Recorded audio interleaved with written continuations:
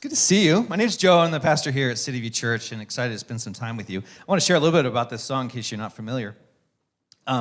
It's written by James, give me a second. I don't want to get his name wrong. Dun, dun, dun. Oh, now I lost my place. James Weldon Johnson.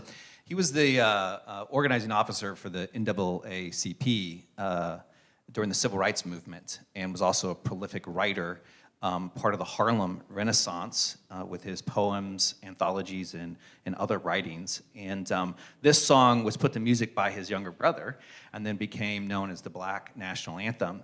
In the 1980s, the United Methodist Hymnal included it along with many other Afro-spiritual songs. So you can find it in our hymnal 519. I remember asking a black pastor, because the United Methodist Church is made up of a variety of diverse churches, and ethnicities. We have in the city of Columbus, Hispanic-speaking, African-American, Korean, etc. congregations, and I have the joy of being in relationship with a variety of pastors. So I was asking a black pastor friend of mine his thoughts on a majority white church singing this song, and he said, well, it depends on your intentions. And I was like, okay, this is a good conversation. Glad we're having it.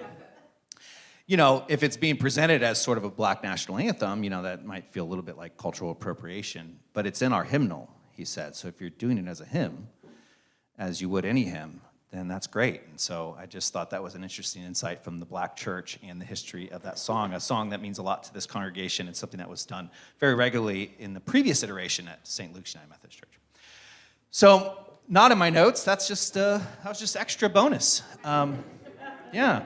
Good to know and very fitting for the conversation today.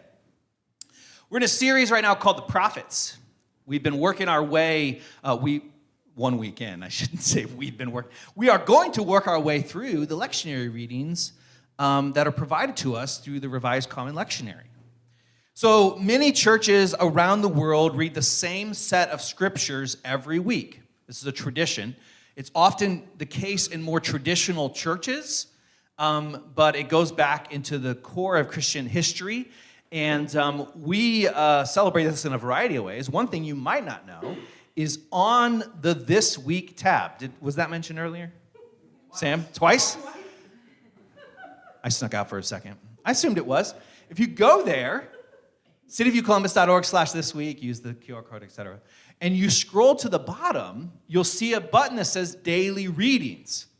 Every week, Christy does a phenomenal job of listing the lectionary readings. So if you're looking for a reading plan to read through Scripture, every week there's Scriptures for that particular Sunday. You could read them at any point during the week, but you'll be able to see that. And when there's special Sundays, there's context on that as well.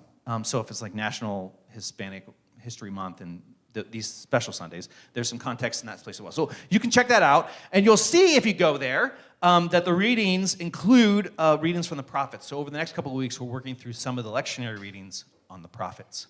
And I want to remind us that sometimes when we hear the word prophet, we think of people who are fortune tellers. And there was some of that in the Old Testament. Some of the prophets or sages would tell us the future or what was going to happen. But it wasn't really about fortune telling. Usually it wasn't very fortunate, their vision of the future.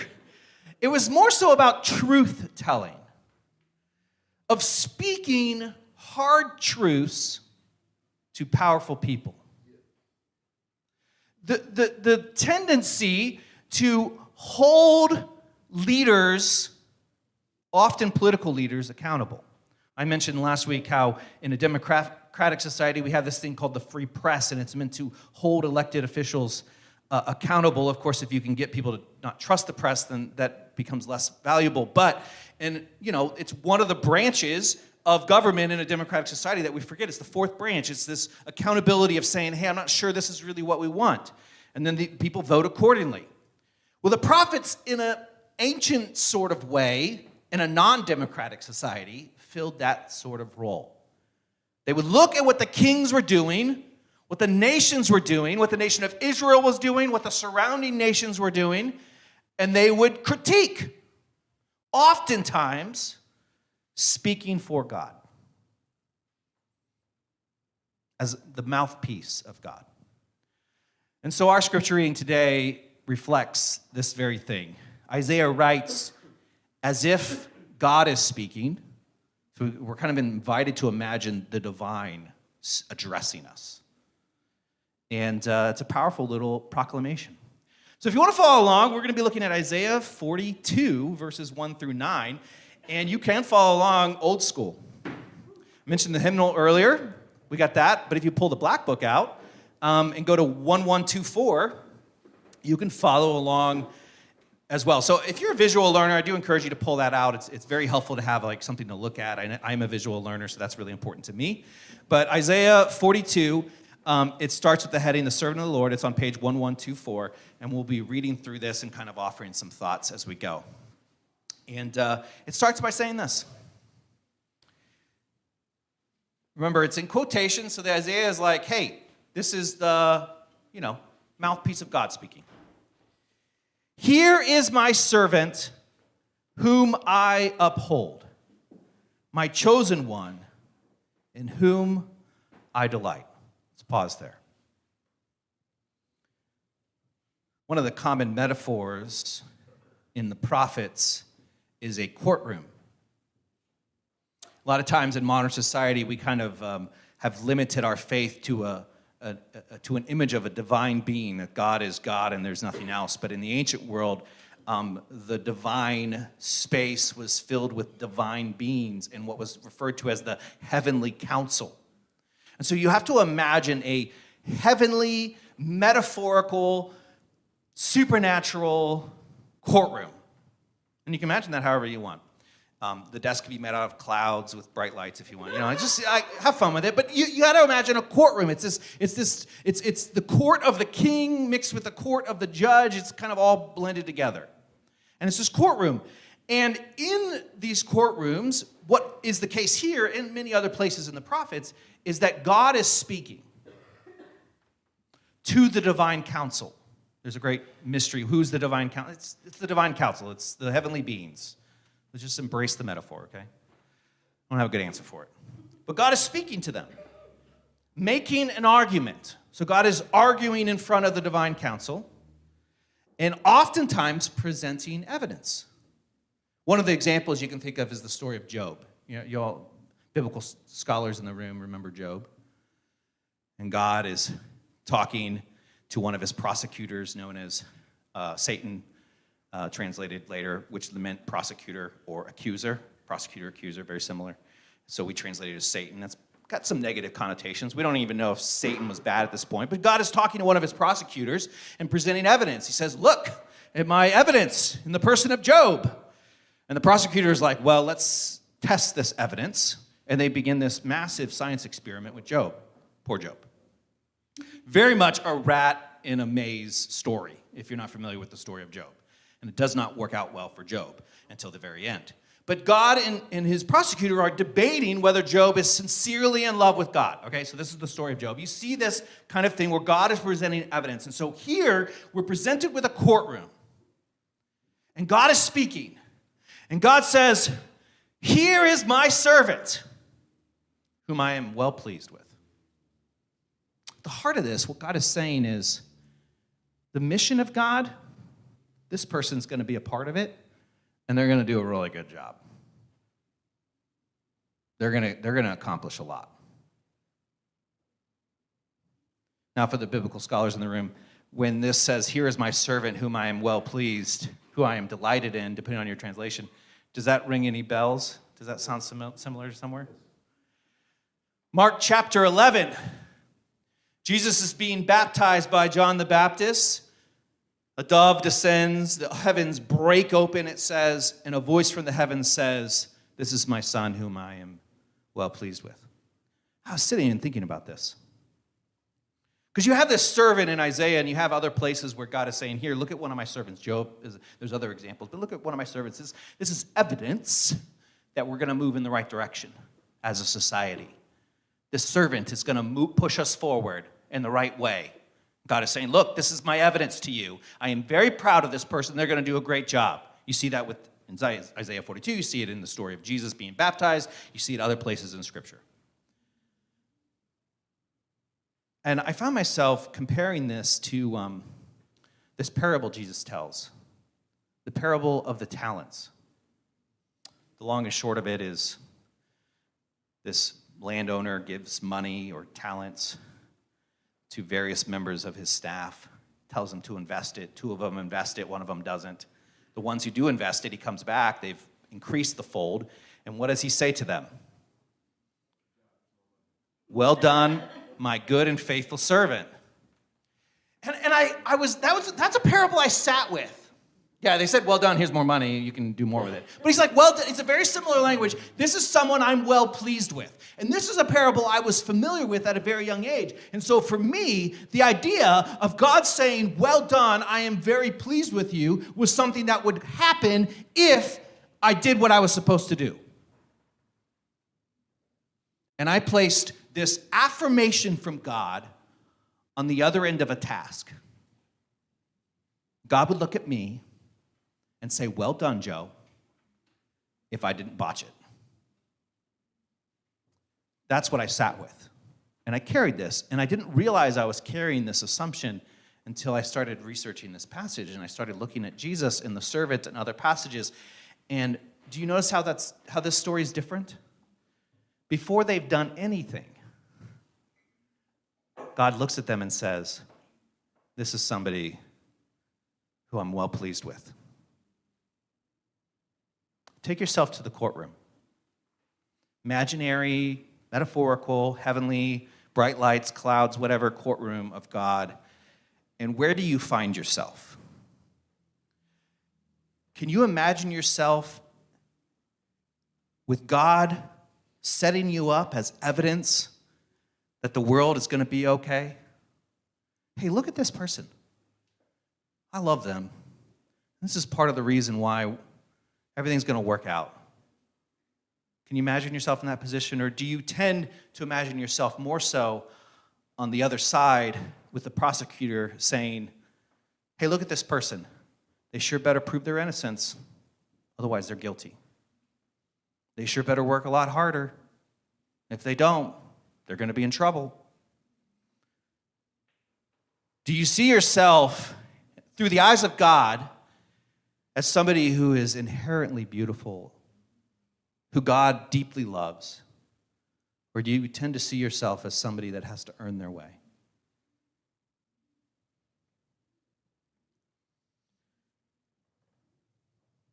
Do you know where a lot of Christians put themselves? They don't put themselves in either of those categories. They tend to put themselves in the judge's seat, deciding which one we get to be. As you imagine yourself in God's courtroom, please don't put yourself in the judge's seat. It's above your pay grade. It really is. You don't need it. You don't want that responsibility, I promise. And I have to remind people this all the time, and I have to remind myself, like, people will tell you authoritatively just how, you're going to hell, or I don't know, whatever it is they want you to know, and they will say it authoritatively. And I just have to remind myself, I am just so grateful that person's not God. Wouldn't we be all in trouble if that person in your life who tells you exactly what is true, because they figured it out, somehow their cognitive ability has surpassed the great philosophers of our age to figure out what is actually truth and have been gracious enough to share it with you? Isn't it good news that they are in fact not God? And they don't get a say. So this is how it starts. He says, here's my servant whom I uphold, my chosen one in whom I delight. Before anything's been done, he's already starting with affirmation. This is evidence that things are going to work out. And he goes on. He says, I will put my spirit on him, and he will bring justice to the nations. So we have a person who's been called, affirmed by God. And now we know what their mission is. Justice.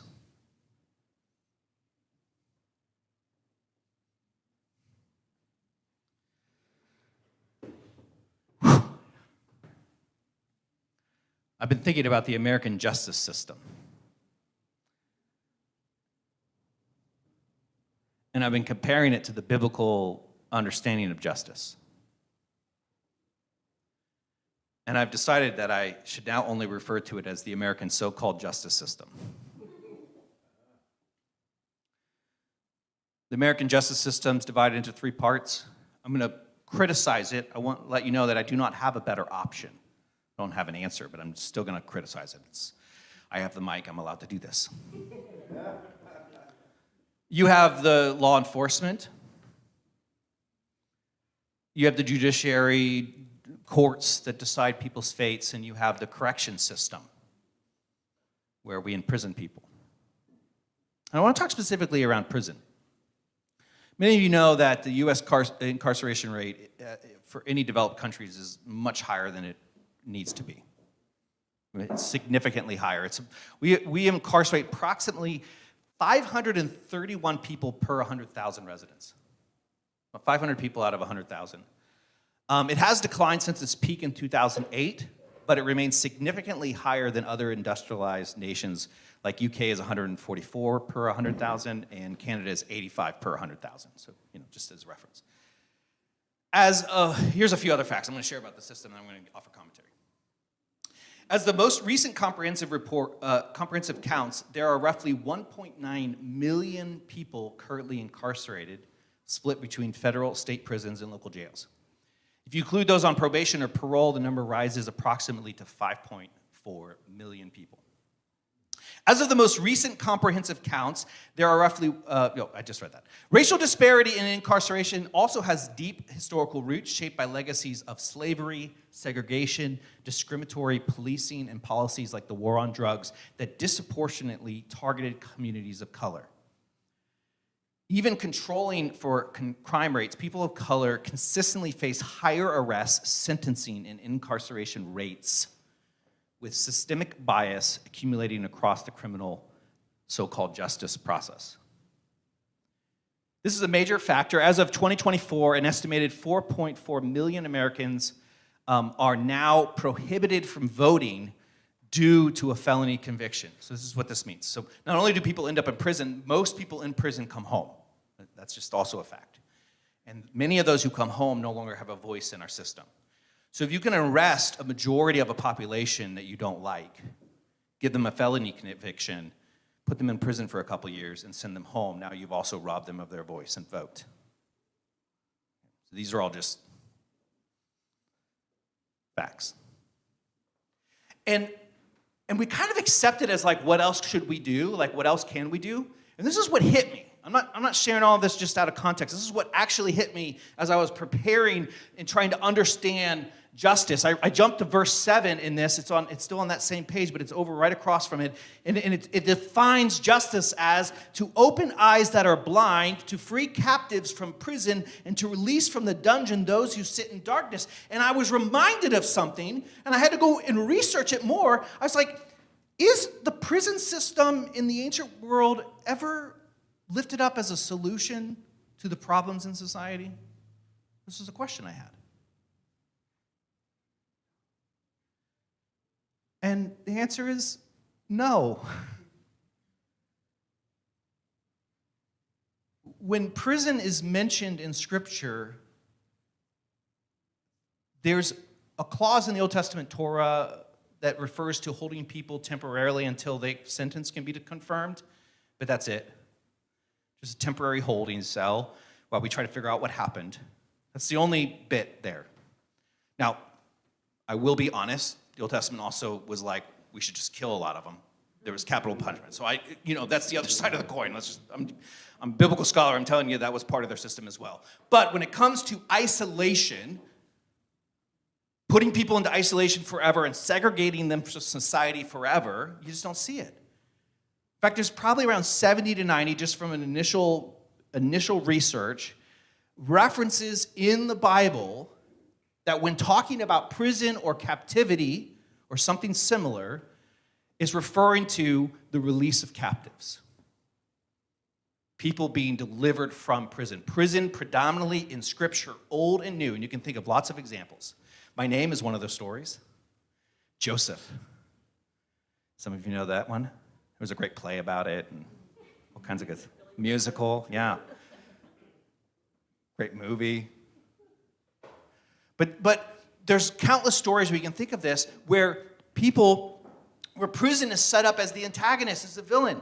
See, the Scriptures, we're not going to talk about capital punishment. That's in Scripture too. That'll be another service. Remember, sermon. But what Scripture usually talks about is reformation, restoration, and restitution.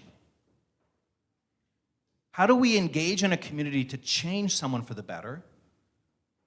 How do we restore them to the image of God that is in them? And what do they need to do to make it right? They took something, they have to give it back. There's all these rules.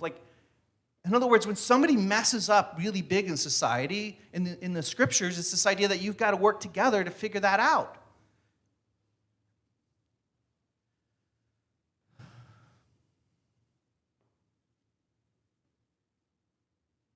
The mission of the servant is to bring justice, which is not segregation. Even though that is what our community is addicted to. And this is how it works in our society. First, we segregate our communities. The rural from the city. And then within cities, the rich from the poor, including the white poor, the black poor, Hispanic and otherwise. And we build our gated communities and our safe places where those with wealth can live comfortably, and we put anyone that we're afraid of or dislike, and we put them into an area where there's limited resources, limited opportunities. And then heaven forbid, when they fight their way to survive, we say, whoop, you've been bad. We will now segregate you even further. And essentially that's what the prison system is. And so where Scripture talks about reconciling humans to each other, working through and restitution, our thing is like, well, out of sight, out of mind. I'd just rather you not be in our community. Let's get you somewhere else. Let's move you somewhere else. So the servant comes to bring justice, which is rooted in restoration, not necessarily in punishment or isolation. And it's very clear and it's very beautiful because the next verse, he tells us how this justice will come about through the servant. He says this, verse 1, I will put your spirit on him and he will bring justice to the nations. He will not shout or cry out or raise his voice in the streets. He's not going to get angry about losing his Kindle, I guess. Sam, I love it. You got all these Kindle anecdotes. Sam used to be like, hey, I'm going to be hanging out at this coffee shop if anyone wants to hang out. If not, I'll have my Kindle. And it became a thing. We were like, don't worry, guys, I got my Kindle. So I feel like I'm going to collect Sam's Kindle anecdotes. But isn't that how you want to respond when you think about what's going on in the world? You want to shout and be angry, and there's room for that. And Scripture talks about lament and the value of being upset about things. But the servant is going to be more surgical, more precise, and not just get angry. There's room for that. We have to vent, maybe in healthy ways. But this servant's going to do it, and he's going to bring about justice in a different way than justice has been done by the nations. Because similar to America and any great nation, justice is usually done by force, through violence, law enforcement, wars, military might, colonization. This is what American justice systems look. This is what civilization justice systems look like. Roman Empire, Greek Empire, others. It was through force. But this servant is going to bring about justice that's done differently. He says this, and it's beautiful poetic language. He says he's not going to shout. He's not going to have to raise his voice. I'm like, I don't know how you're going to do this, by the way, without raising your voice a little bit. But that's the beauty of this invitation to imagine something different. And it says, verse 3, a bruised reed will not break, and a smoldering wick he will not snuff out. This is poetry for saying the servant's going to be super gentle. You got a reed growing up out along the bank of a creek, along the bank of the Nile, along the bank of the Jordan River, and it's almost broken. This particular servant's going to be careful. No, that person who's on the brink of falling apart will not get chopped down. I'm going to be careful. A candle that's on its last little flicker. and it's smoking. It's barely any oil left. It's like, no, we're not gonna talk too loudly so that it gets everyone calm down. He says, in faithfulness, still in verse 3, in faithfulness he will bring forth justice. I was curious what that faithfulness looks like. It's interesting because it means truth, but it's from the Hebrew word that means stability.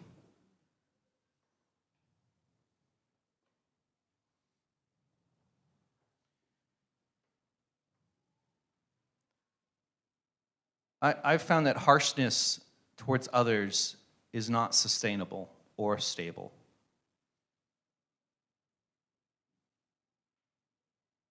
You can't bring about real change when we're harsh to one another. And so he's painting a picture of, he'll do this in faithfulness. He'll create a sense of stability in the community by the gentleness in which he operates. And then verse 4, I know what you're thinking at this point. You're like, that's not going to work. Anyone else kind of thinking, like, we can't change the world through gentleness? We got to be mad. And once again, every week's a different sermon, so next week I might preach about how you're supposed to be mad, okay? So this is just the complexity of life works this way. But today I'm preaching this passage, not another passage, and so we have to hold these things in tension. So here he's like, you're going to be like, oh, you got to be angry, you got to fight back, you got to push back, all this sort of stuff is not going to work. And it's almost like God is thinking that we're going to say that, and so he says in verse 4, he's not going to falter or be discouraged, which is another way of saying he's sure going to feel like he's discouraged. He will not falter or be discouraged till he establishes justice on the earth. And in his law, the islands will put their hope. It's this idea that he will be successful, that this way is the only way that we change the world, through love and gentleness.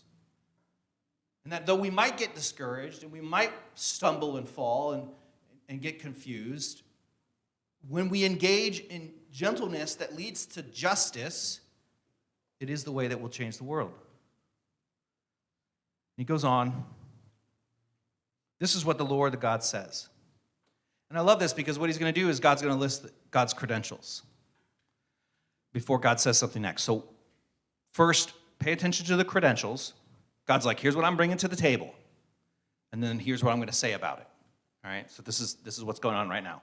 This is what God the Lord says. He who created the heavens, so that's kind of a big deal, and stretched them out, who spread out the earth and all that comes out of it, who gives breath to its people and life to those who walk on it.